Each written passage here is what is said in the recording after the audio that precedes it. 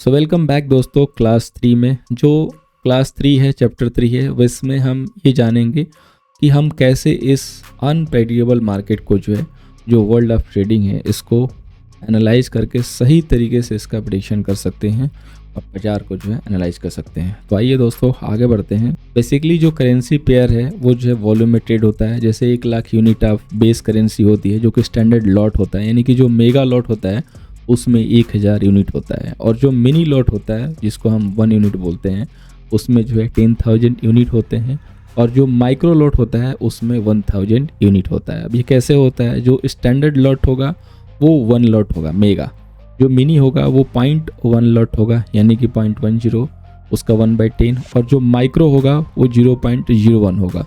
तो जितने भी बिगनर लोग हैं वो 0.01 से शुरू करें, जिनका फंड 0 to 0 बोले तो 1500 to 5000, 6000, 9000 तक है। एवं 10,000 या 10,000 वाले जो थोड़ा सा प्रो हो जाएं, 2-3 महीने ट्रेड कर ले या 1 आध महीने ट्रेड कर लें, जिनको सारी चीज़ें सही से समझ में आने लगे, वो लोग 0.1 को यूज कर सकते हैं। रेस्ट जिनके पास फंड एबव 1 लाख है, ठीक है, एबव 1 लाख है, और सिंगल लॉट में 1 लॉट कुछ पेयर में ओपन कर सकते हैं। BTC में मत कीजिएगा। अगर आपके पास $1,000 है, 1 लाख है, तो BTC में 1 लॉट उसमें सही नहीं रहेगा, क्योंकि फिर वो बहुत ज़्यादा प्रॉब्लम क्रिएट करेगा, अकाउंट भी लिक्विडेट हो जाएगा जल्दी। तो उसमें तो आप मिनिमल क्वांटिटी रखिए, जैसे क्रूड हो गया, यूरो USD हो गया, ग्रेट ब्रिटेन पाउंड हो गया, इसमें आप 1 लॉट ट्राई कर सकते हो विथ प्रॉपर स्टॉप लॉस वगैरह के साथ। और अगर आपका 1 लाख कैपिटल है तो आप गोल्ड में 0.20 या 0.30 से काम करो, जो कि बहुत अच्छा एक रिस्क रिवॉर्ड रहेगा, और बहुत अच्छे से आप उसको मेंटेन कर पाओगे स्टॉप लॉस टारगेट को, और आप बढ़िया से उसमें ट्रेड कर पाओगे। सो अगर आपको बढ़िया प्रॉफिट चाहिए तो एक सिंपल सा इसका एग्जांपल है कि आपको वहाँ पे कैपिटल अच्छा मेंटेन करना होगा, तभी जाके आपकी क्वांटिटी बढ़ेगी, और तभी जाके कम पॉइंट में भी अच्छे प्रॉफिट होंगे। तो आपका जो फोकस है सबसे पहले यही होना चाहिए कि फंड को ग्रो करते रहें। ऐसा नहीं कि आपने 5000 से 7000 कर लिया तो 2000 आप इमीडिएटली विड्रॉ करने लगे, तो फिर आप 5000 पे आ जाओगे, तो क्वांटिटी वही रहेगी। तो ये सोचता है कि मेरी साइकोलॉजी गड़बड़ हो जाएगी, मैं फ़ंड को निकाल लेता हूँ, तो फिर वो गलत एंगल से सोच रहा है, क्योंकि जितना लो कैपिटल होगा ना, आपकी क्वांटिटी कम होगी तो आप ग्रो नहीं कर पाओगे। आप बस वही मिडिल क्लास, जो लोअर मिडिल क्लास होता है ना, खाने पीने वाली ज़िंदगी यहाँ पे जी पाओगे। फॉरेक्स का जो एक्चुअल जो मज़ा है वो है क्वांटिटी से, और तभी जाके आपको कैपिटल समझ में आएगा। एक दिन आपने 3-4 लाख का कैपिटल कलेक्ट कर लिया अपने अकाउंट में, तो आप डेली 20,000, 30,000, 40,000, 50,000 डिपेंड अपन मार्केट पे आउट ले सकते हो। तो उतना तो आप वीक में ले लोगे, जो आप यहाँ पे महीने में कमाओगे वो वीक में ले सकते हो, लेकिन उसके लिए हमें क्या चाहिए? तो फंड। अभी कई लोग क्या है ना कि जोक टाइप इसको लेते हैं, चलो मैं 2000 से सूद देख लेता हूँ, मैं 5000 से देख लेता हूँ। तो देखने के लिए तो आप 1500 से देखो ना, 1500 से देखो, 5000 से क्यों देखना है? देखना है तो अगर आपको देखना है, वीडियो गेम खेलना है, तो 1500 से देखो, 5000 क्यों फिर लगाना है? अगर रियली में कुछ अर्न करना है तो start with at least 15K, 20K, तब आपको समझ में आएगा, तब आप सही से थोड़ा यहाँ पे ट्रेड भी कर पाओ। बाई सेल लॉन्ग शॉर्ट, यानी कि ये क्या होता है basically? Buy sell long short, ये तो जो भी लोग ट्रेड करते हैं पहले से इक्विटी मार्केट में उनको पता होगा, लेकिन फॉरेक्स मार्केट में ना थोड़ा सा डिफरेंस है। हालांकि वे वही होता है, लेकिन यहाँ पे थोड़ी सी चीज़ें डिफरेंस है जिसको हम समझते हैं। तो लेट्स से एज्यूम कि आपको यूरो USD में करेंट एक्सचेंज रेट से जो कि 1.3088 है या 1.3090, जो कि बाई सेल का डिफरेंस होगा, based on some technical analysis आपको यहाँ पे ये लग रहा है कि यूरो यहाँ पे बढ़ने वाला है, यानी कि यूरो की प्राइस बढ़ने वाली है। तो आप यहाँ पे क्या करोगे कि एक डिसीजन लेते हो कि मुझे 10,000 यूरो बाई करना है, यानी कि 1 लॉट मेगा लॉट बाई करना है 1.3090 के रेट पे।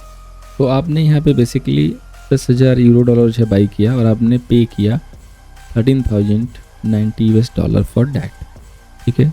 तो यहाँ पे किसी के पास भी $13,090 पे करने के लिए अकाउंट में नहीं है, यानी कि $13,090 किसी के अकाउंट में नहीं है। और ये डिपॉजिट जो होता है ना आपका इस ट्रेड के लिए काफ़ी कम होता है, क्योंकि जो यहाँ पे लिवरेज मिलता है ब्रोकर की तरफ से काफ़ी हाई मिलता है, और यही एक बड़ी अपॉर्चुनिटी मिलती है फॉरेक्स में कि आप हाई वॉल्यूम में ट्रेड कर पाते हो, ठीक है। आपको केवल यहाँ पे इसका 1/100 अमाउंट डिपॉजिट करना है, ठीक है, जो कि आपका मार्जिन होगा, जो कि आप इस ट्रेड के लिए पे करोगे।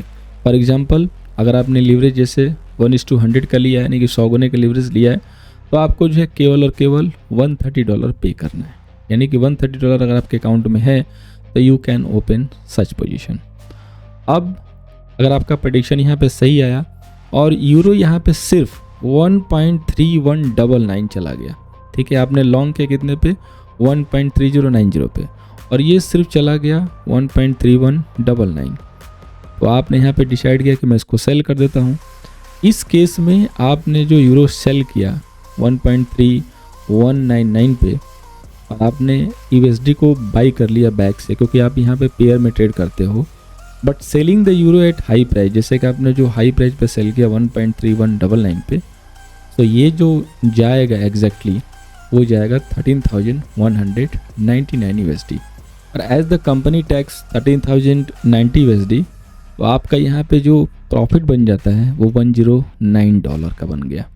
ठीक है, तकरीबन आपका जो प्रॉफिट बन गया वो 10,000 के करीब यहाँ पे बन गया, $109, और जिसके लिए आपने कितना अमाउंट जो है अकाउंट मेंटेन कर रहा $130, तो आपका देख सकते हो कि कैपिटल सीधे डबल हो गया।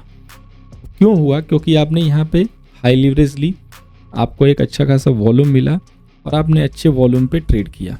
अदरवाइज अगर आपकी क्वांटिटी सपोज कीजिए कि 0.01 होती तो कितना बनता, हार्डली 1000। तो इसी हिसाब से इसका प्रॉफिट लॉस भी कैलकुलेट होता है। तो इसीलिए मैंने पहले ऐड किया कि अगर आपको बढ़िया प्रॉफिट बनाना है तो कैपिटल को ग्रो करने पे फोकस करना है।